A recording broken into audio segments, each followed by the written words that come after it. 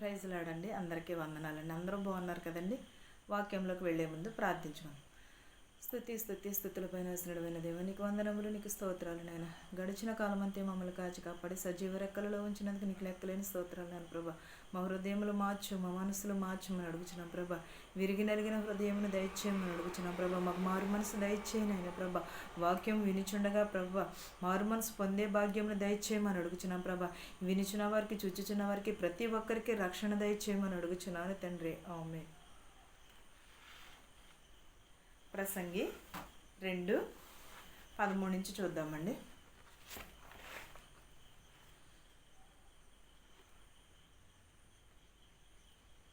అంతటా చీకటి కంటే వెలుగు ఎంత ప్రయోజనకరమో, బుద్ధిహీనుల కంటే జ్ఞానమంత ప్రయోజనకరమని నేను తెలుసుకుంటుని. జ్ఞానికి కన్నులు తలలో నున్నవి, బుద్ధిహీనుడు చీకటి యందు నడుచుచున్నాడు. అయినను అందరికిని ఒకటే గతి సంభవించునని నేను గ్రహించి తిని. కావున బుద్ధిహీనునికి సంభవించినట్లే నాకును సంభవించును గనుక నేను అధిక జ్ఞానియు ఎలా సంపాదించి తినని నా హృదయమందనుకుంటుని. ఇదియు వ్యర్థమే. బుద్ధిహీనులను గూర్చినట్టుగానే జ్ఞానులను గూర్చియు జ్ఞాపకము ఎన్నటికిని యోచనపడదు. రాబోవు దినములలో వారందరూ మరువబడిన వారై యుందురు. జ్ఞానులు మృతి నొంది ఎట్టిదో, బుద్ధిహీనులు మృతి నొంది విధము అట్టిదే. ఏంటదండి ఏమంటున్నాడు ప్రసంగి? అంతట చీకటిని వెలుగును ఎలాగ ప్రయోజనమో, చీకటి ఎలా ప్రయోజనమో వెలుగు కూడా అంతే ప్రయోజనకరం అని చెప్పుచున్నాడు. బుద్ధిహీనత కంటే జ్ఞానం అంతా ప్రయోజనకరమని నేను తెలుసుకుంటుంది. ఏమని తెలుసుకున్నాడండి? బుద్ధిహీనత కంటే జ్ఞానం కూడా అంతే ప్రయోజనకరమని తెలుసుకున్నాను. జ్ఞాని కన్నులు ఎక్కడ ఉంటున్నవి? తలలో ఉంటాయంట. ఎందుకంటే వారు నేను జ్ఞానమైన వాడిని, నేను తెలివైన వాడిని అని విర్రవీగుచు కళ్ళు నెత్తికెక్కుతాయి. అందుని బట్టి ఏమంటున్నాడు ప్రసంగి? జ్ఞాని కనులు నెత్తినకెక్కునని చెప్పుచున్నాడు. చాలామంది అంటూ ఉంటారు కదా పెద్దలు, ఈడు పెద్ద తెలివైన వాడినని ఈడు కళ్ళు నెత్తికెక్కినీరా, ఈడు తెలివైన వాడినని నెత్తికెక్కినీరా అనే విధానమును ముందే గ్రహించి ప్రసంగి ఏమని అంచను? జ్ఞాని కనులు తల మీద నుండినని బుద్ధిహీనుడు నడుచుచున్నారు. అయినను అందరికీ ఒకటే గతి, ఒకటే సంభవించునని గ్రహించుకున్నాడు. ఎలాగా? అందరికీ తెలివైన వాడికి అదే గతి, తెలివి తక్కువ వాడికి కూడా అదే గతి అని అందరికీ కూడా ఒకటే గతి సంభవించునని తెలుసుకున్నానని చెప్పుచున్నాడు. కావున బుద్ధిహీనుని సంభవించినట్లే నాకును సంభవించిన, అంటే బుద్ధిహీనునికి అయితే ఏ గతి పట్టునో నాకు కూడా అదే పట్టును. జ్ఞానం ఎలా సంపాదించినానో నా హృదయంలో అనుకుంటుని. జ్ఞానమును గూర్చి జ్ఞాపకము ఎన్నటికీ యోచింపబడదు. జ్ఞానం ఎలా సంపాదించుకున్నాను, ఎలా వచ్చిందనేది దాని గురించి ఆలోచిస్తే ఎన్నటికీ కూడా బోధపడదని చెప్పుచున్నాడు. వారందరూ మరువబడిన వారే యుందురు. తెలివైన వారు చనిపోతారు, తెలివి తక్కువ వారు చనిపోతారు. కానీ వారందరూ కూడా ఒకటే తీర్పు, ఒకటే మృతి పొందించున్నారు. వారందరినీ కూడా, తెలివైన వారిని, తెలివి తక్కువ వారిని కూడా, అందరినీ కూడా మర్చిపోతారు. ఇది చూడగా సూర్యుని క్రింద జరిగినది నాకు వ్యసనము పుట్టించెను.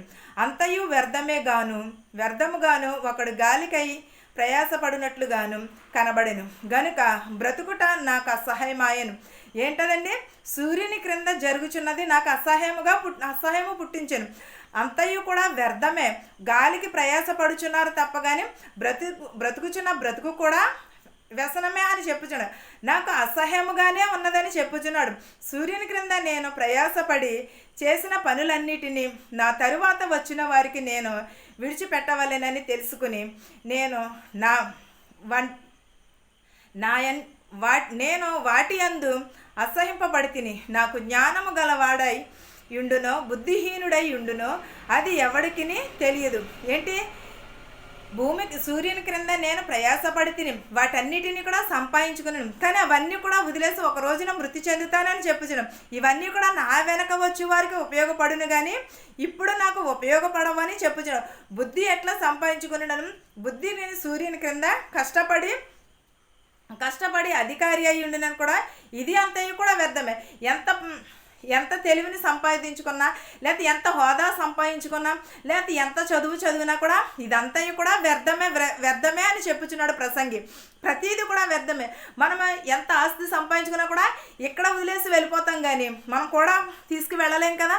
అలాగే ప్రసంగి అంటున్నాడు, ఎంత సంపాదించినా ఎంత ఉంచినా మన వెనకటి వారికే తప్ప కానీ మనకి ప్రయాసము తప్ప ఇంకా ఏది కూడా ఉండదు. కావున సూర్యుని క్రింద నేను పడిన ప్రయాసం అంతటి విషయమై నేను ఆశ విడనాడి తిని. అంటే సూర్యుని క్రింద ఇతను ప్రయాసపడి ఉన్నాడు. ఈ ప్రయాసం అంతయు కూడా ఆయాసమే అని చెప్పుచున్నాడు. ఇదంతయు కూడా విడిచి వెళ్ళిపోవలసినదే. ఒకడు జ్ఞానముతోనూ తెలివితోనూ యుక్తితోనూ ప్రయాసపడి ఏదో ఒక పని చేయును. అయితే దాని కొరకు ప్రయాసపడని వానికి అతడు దాన్ని స్వాచ్ఛముగా ఇచ్చి వేయవలసి వచ్చును. ఇదియో వ్యర్థమును గొప్ప చెడునై ఉన్నది. ఏంటదండి ఇది? ఒకడు జ్ఞానంతో తెలివితోను యుక్తితోను ప్రయాసపడినను ఏదో ఒక పని చేసి అదంతయు కూడా ప్రయాసపడిన వానికి అతడు స్వాచ్ఛముగా ఇచ్చేవలసినదే. ఇదంతయు కూడా వ్యర్థమే. మనం ఏం చేస్తామంటే ఎంతో సంపాదించి కూడబెడుతూ ఉంటాం, కానీ తిండి తిప్పలు మానేసి. కానీ అది ఎవరు తింటున్నారు? మనం తిండి తిప్పలు మానేసి సంపాదించింది మన వెనకున్న వారు తింటున్నారే తప్ప కానీ మనకి ఏమైనాను ప్రయోజనకరమా? ఇదంతా కూడా వ్యర్థమే, ప్రయాసమే. చెడైనను మంచి అయినను కూడా వ్యర్థమే అని చెప్పుచున్నాడు. సూర్యుని క్రింద నరుని తటాస్థించు ప్రయాసం అంతటి చేతను వాడు తలపెట్టు కార్యములన్నిటి చేతను వానికేమీ దొరుకును. ఏంటంటే సూర్యుని క్రింద నరునికి తటాస్థించినదంతా ప్రయాసమే తప్ప కానీ వాడికి ఏమి సంపాదించును, వాడు చేసినదంతా కూడా వాడికి ఏమి ఉపయోగకరము కాదు. వారికి ఏమి దొరుకుతుంది? ప్రయాసము తప్ప కానీ తలపెట్టిన కార్యములన్నీ కూడా ప్రయాసములే తప్ప కానీ నరునికి ఉపయోగం లేదని చెప్పుచున్నాడు. వాని దినములన్నీ శ్రమకారములను వాని పోట్లు వ్యసనకరములను రాతియుదనయ్యున్నది. వాని మనస్సుకు నెమ్మది దొరకదు. ఇదియు వ్యర్థమే. అన్నపానములు పుచ్చుకునుట కంటేను తన కష్టార్జితము చేత సుఖపడుట కంటేను నరునికి మేలుకరమైనది ఏదియూ లేదు. ఇదియు దేవుని వలన కలుగునని నేను తెలుసుకుంటును. ఇది భూమి మీద ప్రతీది కూడా వ్యర్థమే అని చెప్పుచున్నాడు. ప్రయాసము కూడా వ్యర్థమే అని చెప్పుచున్నాడు. ప్రతీది కూడా ప్రయాసపడి వాడు తలపెట్టిన కార్యములన్నిటిని కూడా వానికేమి ప్రయోజనకరము దొరుకునని చెప్పుచున్నాడు. వాని దినములన్నీ శ్రమలే, వారి పాటలు పడుచున్న వ్యసన కార్యములన్నీ కూడా వ్యర్థమే అని చెప్పుచున్నాడు. రాత్రి అయినదిని వాని మనసుకు నెమ్మది దొరకదు. నిజమే కదండి, డబ్బున్న వారికి ఈ రోజుల్లో మనశ్శాంతి ఉండదు, డబ్బు లేని వారికి ప్రశాంతంగా ఉంటారు. డబ్బున్న వాళ్ళకి ఎక్కువ నేర్చాలే వచ్చేస్తూ ఉంటాయి. డబ్బున్న వారికి మనశ్శాంతిని కోల్పోతారు. ఎందుకంటే ఈ డబ్బు ఏమైపోతుంది, ఈ ధనం ఏమైపోతుంది, నేను చచ్చిపోతే ఏమైపోతుంది. ధనవంతుడు అనుకున్నాడు కదా, తినుము త్రాగుము నా ప్రాణమా, తినుము త్రాగుము సుఖించుము అని అన్నాడు. కానీ దేవుడు ఏమన్నాడు? ఓసి వెర్రివాడ, ఈ రాత్రే నీ ప్రాణమును నేను అడుగుచున్నాను, ఇదంతా ఈ సంపాదన అంతా ఏమైపోవును అని చెప్పుచున్నాను. ఒకవేళ స్తుతించుము అంటే బతుకుదుడేమో కదా, నా ప్రాణమా తినుము త్రాగుము అని స్తుతించుము అంటే బ్రతుకునేమో, కానీ సుఖించుము అంటం వల్ల దేవుడు ఏం చేశాడు? ఈ రాత్రే నీ ప్రాణమును నేను అడుగుచున్నాను, ఈ ధనమంతయు ఏమైపోయిందని చెప్పుచున్నాడు. జక్కయ్య ఏం చేశాడు?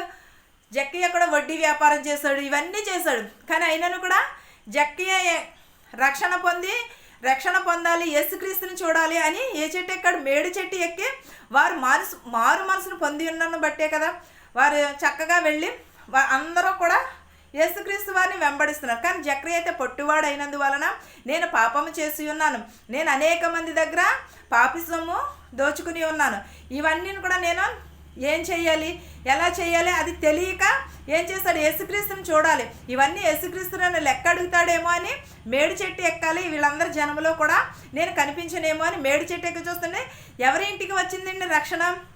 జక్కయ్య ఇంటికే రక్షణ వచ్చి, నేడు నీ ఇంటికి రక్షణ వచ్చి ఉన్నది, చెట్టు దిగిరమ్మని యేసుక్రీస్తు వారు స్వయంగా అడిగారు. ఈ ధనము ఇది అంతా కూడా ప్రసంగి కూడా అదే చెప్పుచున్నాడు కదా, జ్ఞానము తెలివిని కూడా ఇదంతా కూడా వ్యర్థమే. నరుడు సూర్యుని క్రింద పడుచున్న ప్రయాసం అంతా కూడా వ్యర్థమే అని చెప్పుచున్నాడు.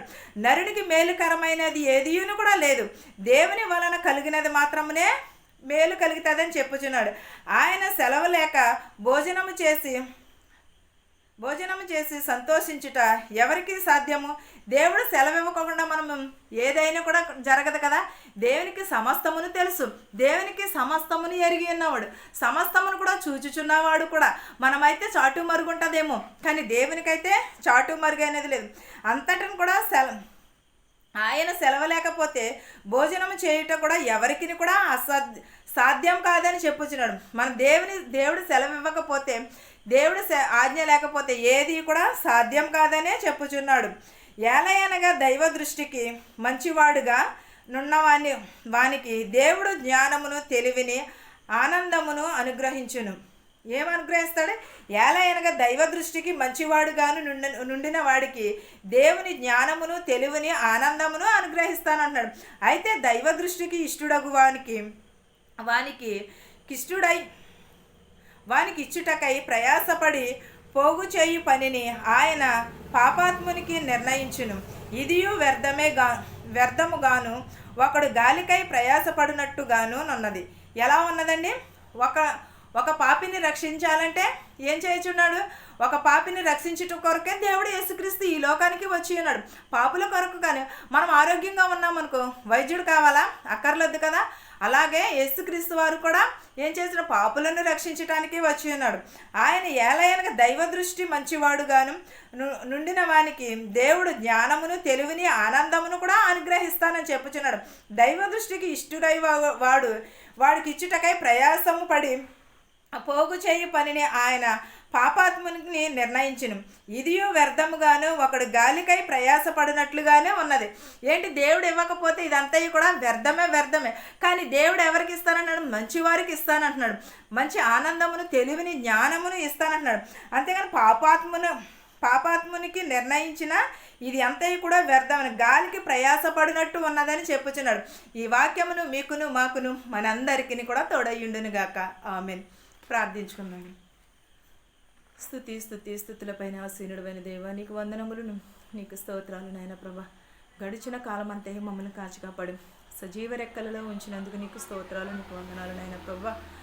నీకు స్తోత్రము నాయన ప్రభా.